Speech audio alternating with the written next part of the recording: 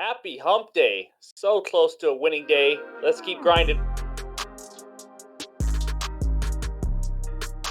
What's going on, everyone? Welcome back into another episode for Just a Bet Outside. I am your host, Steven, and it's hump day, baby. That's right, September 6th. It is Wednesday, middle of the week in September. This is grinding at its finest for the MLB season. We're going to go over the bets recap. 1-3 day. It was stressful. I'm just going to say that. It was stressful. So incredibly close to a winning day. I could not get some guys to get a big hit or even a big sac fly, but that's right. Plus, my Mariners had a 6-3 lead and ended up losing 7-6. It was just frustrating all around, but it doesn't matter. We have to flush it. We move on.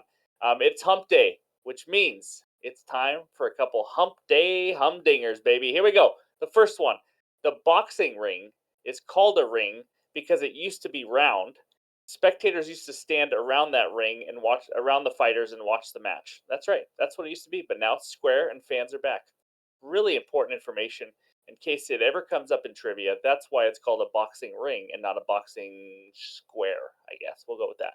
The next one, U.S. swimmer Michael Phelps has won more gold medals than 80% of countries in the history of the Olympics. That's pretty insane. I know there's more chances as a swimmer, but that's still pretty crazy for Mr. Phelps. So, by the way, one person has called me, said I look like Michael Phelps. I don't look anything like him, but I just want to point that out. All right, NFL video coming tomorrow, guys. Oh, baby, we are jacked up. We are a day away from Thursday night football. So, just to give you a little taste of what we're going to have in that video, we're going to try to give out some research help. It's week one. It's hard to do. We don't got any stats to go off of. We're going to try to give you some good rushing, passing matchups based on last year's defenses and things like that. We're going to do a Thursday night football preview and best bets for that Lions and Chiefs game. We got week one NFL trends. If you're someone who likes some trends, and I think it's a little bigger and more important in the NFL compared to any other sport. So we're going to give you some of those, our best bets, and then we are going to be doing a head-to-head best bet between me and Ryan every single week. We're going to have you guys be a part of it. Pick which team you want to be on. We'll explain all the details. It's going to be a lot of fun. But we disagree with bets, so we're going to have one that we go head-to-head on every single week. Plus, I didn't even mention this, Odds Jam. Someone from Odds Jam is coming on giving their 3 best bets for NFL Week 1 based on the positive expected value on their website. And by the way, go sign up if you have not already. Promo code JABO, 25% off. Quick plug. All right, here we go. For the baseball now, we got good hitter matchups. And then the aces of bases is back. The good pitcher strikeout matchups, the pitcher report, and we end it with some best bets. I'm ready to talk some baseball. Let's have a good one. And it starts out with that bets recap page. All right, guys. I'm frustrated. But D-backs -1.5. They just couldn't get the big hit. It just is what it is. They lost the freaking game to Kyle Freeland. Stephen Kwan 0 for 4. Trey Turner didn't play. Ketel Marte got a double or a triple in his first at bat. That sucked. Framber Valdez under 5.5 Ks. I said he'd probably get 3 or 4, and he ended up with 4. And then we lost. This is the one that hurt the most, guys. Plus 170. Kyle Freeland over 2.5 runs. He gave up 2 runs. The freaking D-backs had a guy on second with 1 out, 1 inning. They had a guy on third with 1 out. I just need a sac fly. As you can see below, we were 1 D-backs hit or sac fly away from being up 0.70 units today. That's how close this was. Instead, we're down 2. That's the intensity of baseball. I was stressed all night long. But Orioles team total over 4.5. Talk about stressful. They couldn't hit freaking anybody. They had 2 runs in the first 9 innings. Thank goodness I got lucky and went to extras, and the Orioles got the 5th run. I was sweating that out right before recording this video. It was just one of those days, guys. And then, like I said, the M's lost. That one hurt. But 1-3 day should have been 2-2.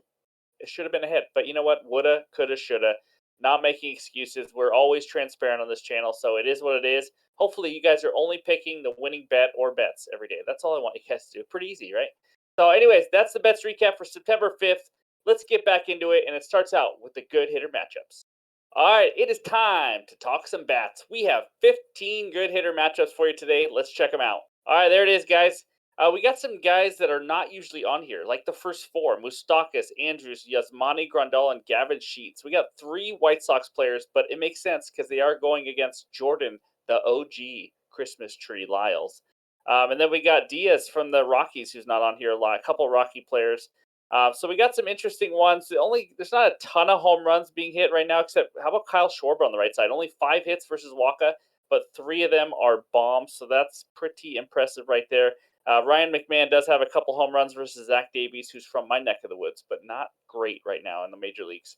So other than that, there's some decent ones. Nothing great when it comes to power. But Rafael Devers 6 for 17 against Glasnow, 6 singles, but Glasnow's been really freaking good. One of the more impressive ones is probably Brian Reynolds on the top right there for the Pirates, 10 for 22, almost a 500 batting average, a double, a triple, and a home run versus Mr. Peralta of the Brewers. So, anyways, those are the best hitter matchups. Take a screenshot, go get some winners, and now it's time for the Aces of Bases. All right, it is time to talk some total bases leaders for the last 10 days. Last time we did this a week ago, I did the last 15 days. I narrowed it down to 10 days this time. We got the top 20. Here is page one, Mr. Trey Turner. We've talked about him a couple days in a row now. 41 total bases leading the league. And look who jumped up, Mr. Jose Altuve. Now, when you look at that 37 total bases, know that he literally just hit 3 home runs yesterday. 3 home runs. And actually, he's the 4th player in Major League Baseball history to have 3 home runs in the first 3 innings of a game. That's what he just did. So that's a ton of bases right there. That's why he jumped up. Then how about a couple Mariners? Julio Rodriguez and Teoscar, who's been on an absolute roll. Other than that, Marcell Ozuna is not a surprise. Jordan Walker has been hitting the ball really well. We talked about him when we did the Who's on Fire segment. Bregman, Duvall, Jorge Polanco is kind of a surprise. But yeah, and Seiya Suzuki, 33, not too shabby. So those are the first 10. Let's check out the second 10. Luis Rengifo, we've mentioned him a few times. He had another good day yesterday. He's just been hitting the ball well. Mookie, Yordan Alvarez, Acuna, guys that are not surprises. Cody Bellinger. But we do have a 4-way tie for the last 2 spots, so wanted to make sure you got all of them. Mitch Garver, Austin Riley, Corbin Carroll, and Jeremy Pena. Those 4 have 26 bases. Other than that, yeah, that's total bases, guys. Nothing really surprising. I don't think we've talked about Davis Schneider, but he's been a nice little spark plug for the Blue Jays, and they've needed it. So that's what we got. Those are the leaders in total bases for the last 10 days in Major League Baseball. Hopefully that helps you guys, not only with total base props, but also maybe with just some hitter parlays to see who's hitting the ball well and all that kind of stuff. Maybe home run props, all that kind of stuff. So that is the aces of bases. And now it's time for the good pitcher strikeout matchups. All right, let's talk some arms. We only have 2 good pitcher strikeout matchups for you today, even though it's a 15-game slate. So here we go. Starts out with Logan Gilbert for the Mariners going up against the Reds. Reds' 4th highest K percentage versus righties in the last 30 days at 26.7%. Gilbert, 162 Ks in 161.2 innings. He has 7 or more strikeouts and 3 of the last 5 starts. And another fact that you guys should probably know about him before you bet him, his favorite show is The Office. The greatest show ever made, so he's the man.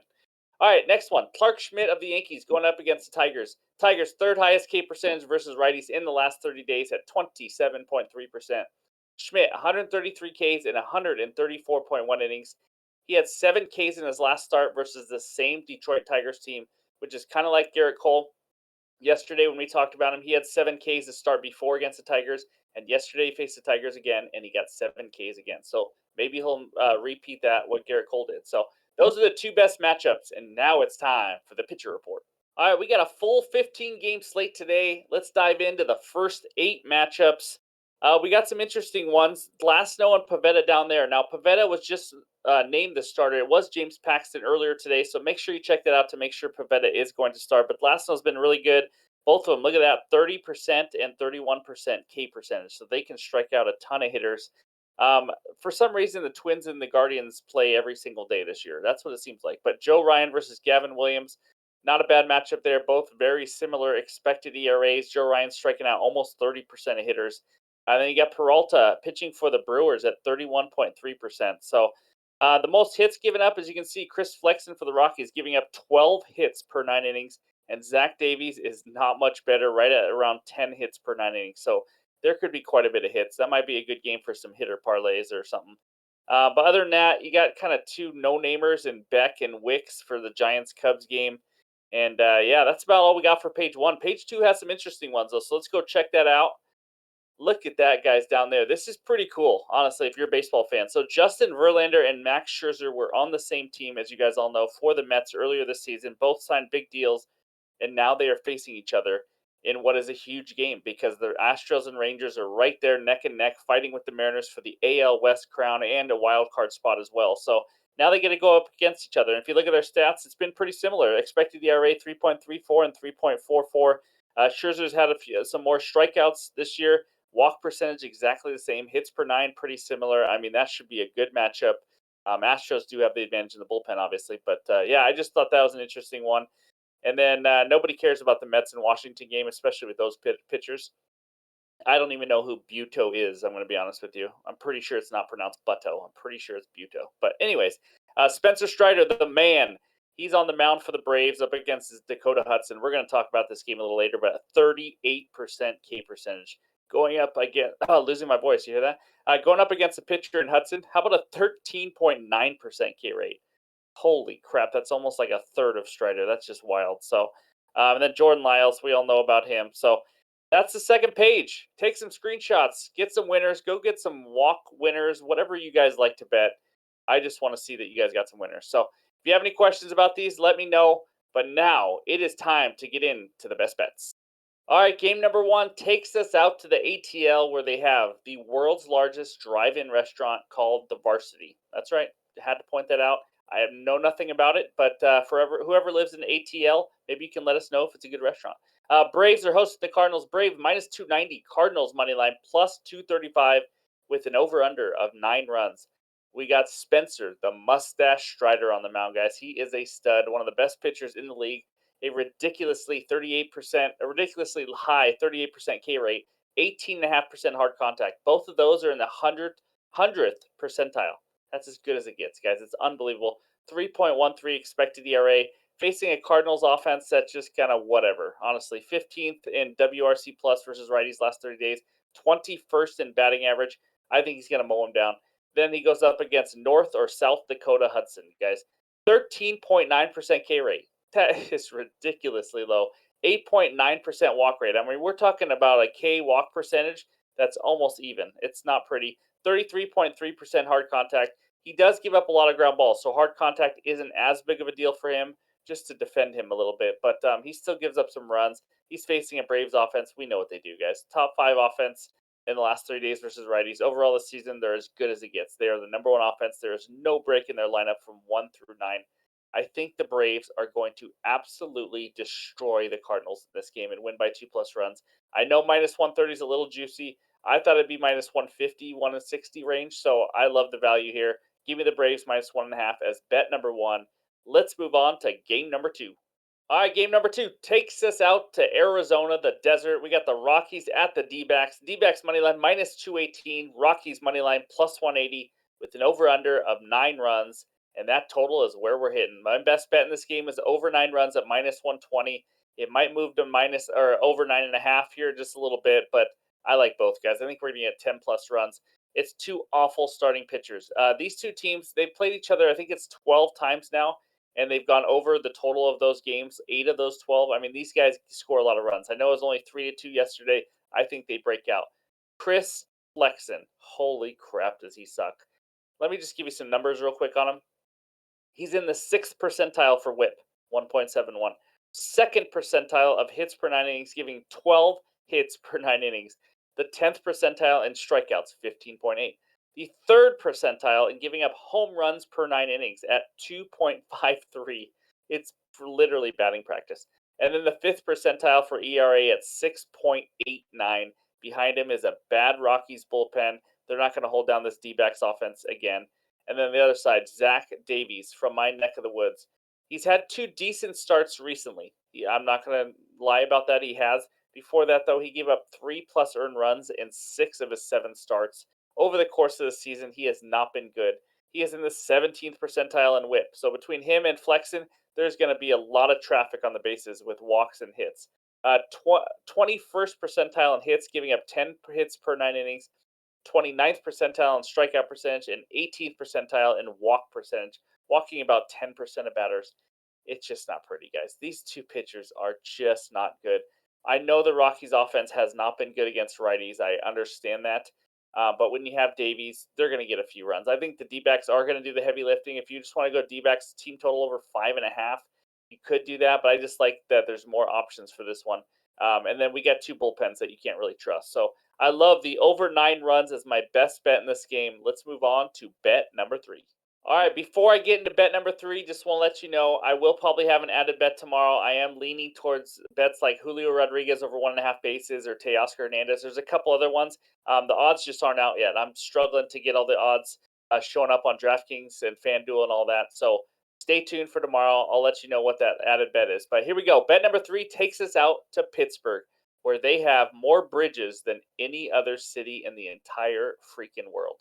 Also, a fun fact. From 1891 to 1911, Pittsburgh was spelled without the H at the end. Just unbelievable, guys. That's just as good as it gets. All right, here we go. Now, Brewers money line minus 180, Pirates money line plus 150, over under of 8.5 runs. I got a player prop for you. It is Mr. Freddie Peralta over 7.5 Ks at minus 110. That is my best bet for this game. Peralta has been scorching freaking hot lately. He has 9+ strikeouts in 4 of his last 5 starts. 9+.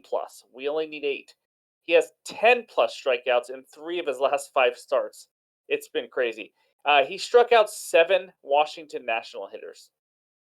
I know you might think that's not that impressive. Whatever, we need 8. Washington National hitters do not strike out much. They are always at a low strikeout percentage all season long, and he struck out 7 of them. Now he's facing a Pirates offense that is the 11th highest K percentage versus righties in the last 30 days at 23.7%.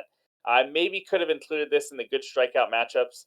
I'm not sure why I did that exactly, to be honest with you, but now I didn't have to tease you. Now you know why. They are right in line with their 23.5% for the season with the K rate. So Pirates are striking out a decent amount. And the last 3 games for Peralta, guys, 10, 9, and 11. And those were all against teams that strike out at a less percentage than the Pittsburgh Pirates. I love this bet. I almost also went with the over 17.5 outs recorded. I liked everything Peralta today. So if you want to switch to that, you can too. But I found this on DraftKings. Hit Peralta over 7.5 Ks at minus 110 as my third and final bet. Let's go to that bets recap page. All right, there it is. Braves minus 1.5 at minus 130. And then the over 9 Rockies Dbacks. Give me runs, and more runs in that one. And then Peralta over 7.5 Ks at minus 110. And a reminder, if I have an added bet, I will put it in the pinned comments. Depending on the odds, I do love Julio Rodriguez over 1.5 bases. And there's some other player props that I like too. So just wanted to let you know about that. That's what we got for today. The luck is going to turn around. We are going to get on a hot streak. I feel it. But do not forget, on Wednesday night, late night, we will be recording an NFL Week 1 video. I cannot freaking wait. So thank you guys for the support, all the comments. Please smash that like button if you haven't already. That's all we ask of you to help this channel grow. So hope everyone has a great Wednesday, and we'll talk to you later.